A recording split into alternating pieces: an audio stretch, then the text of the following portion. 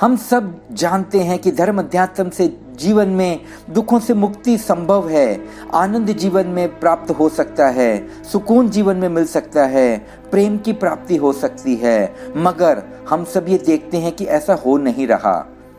करोड़ों करोड़ों लोग दुखी हैं, संतापग्रस्त हैं, अशांति से त्रस्त हैं। इसका मतलब ये हुआ, या तो धर्म अध्यात्म दुखों से हमें मुक्त नहीं करता, या फिर धर्म अध्यात्म के नाम पर जो हम कर रहे हैं वो सही नहीं है।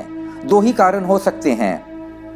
पहली वजह, धर्म अध्यात्म दुखों से मुक्त नहीं करता, ये बात तो सही हो नहीं सकती, क्योंकि ये बात तो हमारे सारे वेद, पुराण, गीता, बाइबल, बुद्ध, महावीर, कृष्ण, क्राइस्ट, मोहम्मद, नानक, सब महापुरुष और हमारी सब ग्रंथ कहते हैं कि धर्म से ही आनंद प्राप्त हो सकता है, मोक्ष प्राप्त हो सकता है, वास्तविक प्रेम जीवन में प्राप्त हो सकता है।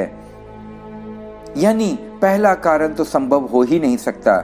इसका मतलब यह हुआ कि दूसरी वजह कि धर्म अध्यात्म के नाम पर जो हम अभी तक कर रहे हैं उसमें कुछ गलती है।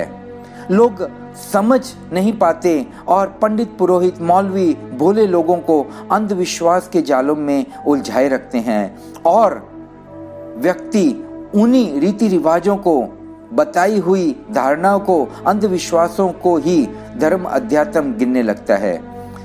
उन्हें सही सही यथार्थ पता ही नहीं चलता। जब तक धर्म अध्यात्म को हम विज्ञान के साथ नहीं जोड़ते और मनुष्य अपने आप में धर्म अध्यात्म के नाम पर संदेह को नहीं, या तो वैज्ञानिक चित्त को नहीं लेकर आता, तब तक मनुष्य का शोषण होता रहेगा।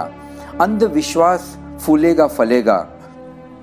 कोई जादू करके दिखा रहा है, कोई हाथ में से राख निकाल रहा है, कोई प्रयोग ये दिखा रहा है कि उस पर से एहसास होता है कि ये तो जादू है, और उसको हम सही मान लेते हैं, उसके चरणों में सिर को झुका देते हैं, उसी को हम सर्वस्व मान लेते हैं, और वास्तव में वो हम बेवकूफ़ बन रहे हैं, वो बेवकूफ़ हमें बना रहा है, और हमें ये पता भी नहीं चलता कि इसी को हम धर्म अध्यात्म मानकर जीवन को जिए और ढोए जा रहे हैं, जिसके कारण हमें जीवन में वास्तविक आनंद का अनुभव नहीं होता।